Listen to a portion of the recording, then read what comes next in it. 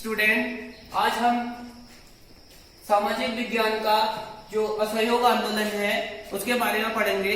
तो सबसे पहले आप लोगों को इसके बारे में पता होना चाहिए कि जो भारत स्वतंत्र 15 अगस्त 1947 को हुआ तो उसके पीछे बहुत सारी पृष्ठभूमि थी, बहुत सारे आंदोलनों की पृष्ठभूमि थी, जिसमें से प्रमुख एक राष्ट्रवादी आंदोलन असहयोग आंदोलन भी था जो कि 1920 में चलाया गया।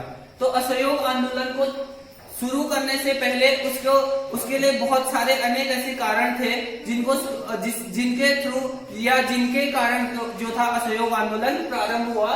तो इसमें से हम लोग सबसे पहले देखेंगे कि जब गांधी जी का आगमन दक्षिण अफ्रीका से भारत में होता है तो उसके बाद से ही राष्ट्रवादी जो क्रांति होती है वो जो है जन सामान्य के अंदर आती है। तो जन सामान्य को जोड़ने वाला पहला ऐसा आंदोलन था असहयोग आंदोलन, जो कि 1920 में शुरू किया गया। अब इसको शुरू करने के एक नहीं बहुत सारे कारण थे। तो इसमें पहला असहयोग आंदोलन को शुरू करने के जो कारण थे उसमें पहला कारण है जलियांवाला बाग हत्याकांड, जो कि हुआ था 13 अप्रैल 1919 को पंजाब के अमृतसर नामक स्थान पर। जलियांवाला बाग एक स्थान है जहां पर एक शांतिपूर्ण मीटिंग को जनरल डायर के द्वारा हजारों लोगों को गोलियों से भून दिया गया था। तो इसके विरोध में और इसका जो विरोध का परिणाम जो हुआ वह असहयोग आंदोलन के रूप में हमारे सामने आया।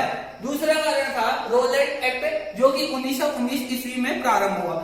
जैसे कि आप देख रहे हैं कि रोलेट एक्ट जो 1919 में प्रारंभ हुआ तो ये एक क्या था, यह एक काला कानून था जिसमें हमें किसी व्यक्ति पर शक होने पर उसको बिना मुकदमे के हम लोग जेल में रख सकते थे, कारावास में डाल सकते थे। इसको जो है काला कानून की संज्ञा भी दी जाती है क्योंकि इसमें बिना सुनवाई के व्यक्ति को संदेह के आधार पर गिरफ्तार किया जा सकता था। तो इसके विरोध में भी जो था असहयोग आंदोलन शुरू किया गया। उसके बाद था हमारा प्रथम विश्व युद्ध। हम सभी जानते हैं कि प्रथम विश्व युद्ध 1914 से 1918 तक चला था। तो प्रथम विश्व युद्ध के समय अंग्रेजों के द्वारा यह घोषणा की गई थी, या ब्रिटिश जो सरकार थी, ईस्ट इंडिया कंपनी की जो सरकार थी, उसमें हमसे यह घोषणा की गई थी कि अगर ब्रिटेन को प्रथम विश्व युद्ध में सहयोग किया गया या ब्रिटेन का साथ दिया गया तो वो लोग हमें स्वतंत्र कर देंगे या भारत को स्वतंत्र कर देंगे, जिसके लिए गांधी जी ने अंग्रेजों का पक्ष लिया। और जब प्रथम विश्व युद्ध समाप्त हो चुका था तो उसके बाद अपने वादे से जो ब्रिटिश ईस्ट इंडिया कंपनी थी वो मुकर गई थी, जिसे लोगों में खासा विद्रोह हो गया था और लोग समझ चुके थे कि अंग्रेजों की जो नीति थी वह धोखा देने की नीति थी। इसलिए प्रथम विश्व युद्ध भी कहीं न कहीं असहयोग आंदोलन को प्रेरित करने में अपना सहयोग दे रहा था। इसके बाद था खिलाफत आंदोलन। खिलाफत आंदोलन जो कि 1919 में चलाया गया, यह एक मुस्लिम समुदाय के द्वारा चलाया गया आंदोलन था, जो कि उस समय टर्की का एक जो शासक हुआ करता था वो कोई मुस्लिम था। तो उसको हटाकर अंग्रेजों ने उसको अब उसकी पदवी से हटा दिया था। जो टर्की का खलीफा था उसको उसकी पदवी से हटा दिया था। तो जिस कारण से पूरे विश्व में जो मुस्लिम समुदाय था वो इसका विरोध कर रहा था। भारत में भी जो मोहम्मद अली जिन्ना अन्य जो नेता थे, जो मुस्लिम नेता थे, उनके नेतृत्व में खिलाफत आंदोलन चलाया जा रहा था। तो खिलाफत आंदोलन को देखते हुए गांधी जी ने हिंदू और मुस्लिम एकता को बढ़ाने के उद्देश्य से ही जो था असहयोग आंदोलन शुरू किया, जो कि असहयोग आंदोलन और खिलाफत आंदोलन एक साथ मिलकर अंग्रेजों का मुकाबला कर सके।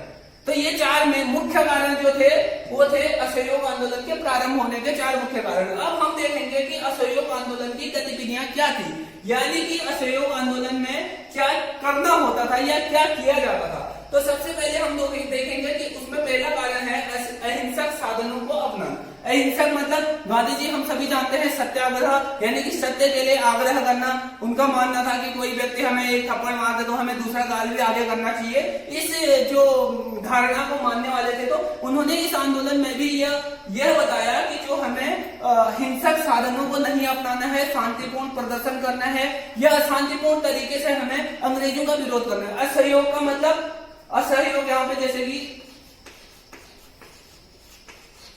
असहयोग मतलब सहयोग न करना, एक दूसरे का सहयोग न करना। यानी कि अगर हम किसी सरकार या किसी संस्था के हिस्से हैं तो हम उनको सहयोग ना करें। जैसे हम रेलवे में काम करते हैं, हम उस दिन रेलवे का काम छोड़ दें, या हम किसी कॉलेज में पढ़ाई करते हैं तो हम कॉलेज की पढ़ाई छोड़ दें। तो अपने अपने तरीके से सरकार के प्रति असहयोग जताना ही असहयोग आंदोलन था। और इसका एक उद्देश्य था कि आंदोलन को शांतिपूर्ण तरीके से किया जाएगा, जिसका भी गांधी जी बार बार जिक्र करते थे कि अहिंसक साधनों को ही अपनाया जाएगा। अगला था विदेशी सामानों का बहिष्कार। जैसे कि हम सभी जानते हैं कि स्वदेशी अपनाओ और विदेशी को जो विदेशी कपड़ों की और विदेशी सामानों की जो महिलाएं थी उनके द्वारा होली जलाएगी। और ये पहला ऐसा आंदोलन था जिसमें महिलाओं ने प्रत्यक्ष रूप से बढ़ चढ़कर भाग लिया और जन सामान्य ने भाग लिया, और भाग लेकर उन्होंने विदेशी सामानों की होली जलाना शुरू कर दिया, विदेशी सामानों को नष्ट करना शुरू कर दिया और स्वदेशी सामानों को अपनाना शुरू कर दिया। यह भी एक जो असहयोग आंदोलन का एक प्रमुख जो गतिविधि थी। अब तीसरा, सरकार द्वारा प्रदान की सेवाओं व उपाधियों का बहिष्कार। तो सरकार के द्वारा जैसे कि हम जिस सेवा में सरकार की सेवा कर रहे थे या सरकार के लिए कार्य कर रहे थे, हम उन सेवाओं में जो है असहयोग करें, उन सेवाओं को छोड़ दें। और सरकार के द्वारा अगर हमें कोई उपाधि दी गई है तो हम क्या करें, उन उपाधियों का बहिष्कार करें, मतलब उन उपाधियों को वापस लौटा दें। तो ये जो मुख्य गतिविधियां थी वो थी, इसमें जो था लाखों लोगों ने अपना कॉलेज छोड़ा, हजारों लोगों ने अपना व्यवसाय छोड़ा, अपना रोजगार छोड़ा, और कितने ही जो विद्यालय थे और महाविद्यालय थे वहां से जो था जो भारतीय नागरिक थे उनका निष्कासन हुआ, क्योंकि वो लोग भी वहां असहयोग करने में जुट गए थे।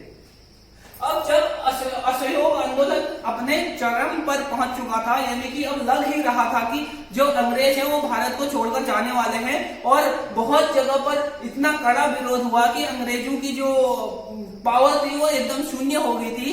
तब ऐसे स्थान पर एक हिंसक आंदोलन ने जन्म लिया। हिंसक आंदोलन ने जन्म लिया उत्तर प्रदेश के चौरी चौरा नामक स्थान था। उत्तर प्रदेश का जो चौरी चौरा नामक स्थान था, वहां पर 1922 में क्या हुआ था कि जब बहुत सारे किसान शांतिपूर्ण विरोध कर रहे थे, तो एक पुलिस थाना है चौरा चौरी नामक स्थान पर, पुलिस थाने के जो अधिकारी थे उन्होंने जो शांतिपूर्ण तरीके से विरोध कर रहे थे किसानों पर अत्याचार करना शुरू कर दिया, उनको प्रताड़ित करना शुरू कर दिया। तो इससे क्या हुआ कि जो भीड़ थी, शांतिपूर्ण प्रदर्शन कर रही भीड़ हिंसक होगी, और उन्होंने लगभग 22 पुलिसकर्मियों को, जो 22 पुलिसकर्मी थे उनको थाने के अंदर बंद करके बाहर से आग लगा दी और उनको जिंदा जला दिया। जिंदा जला दिया।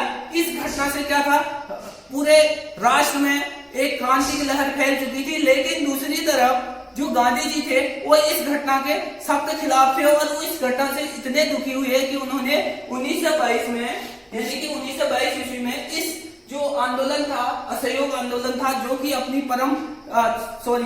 अपनी चरम स्थिति को प्राप्त कर चुका था, उसको स्थगित करने का निर्णय लिया।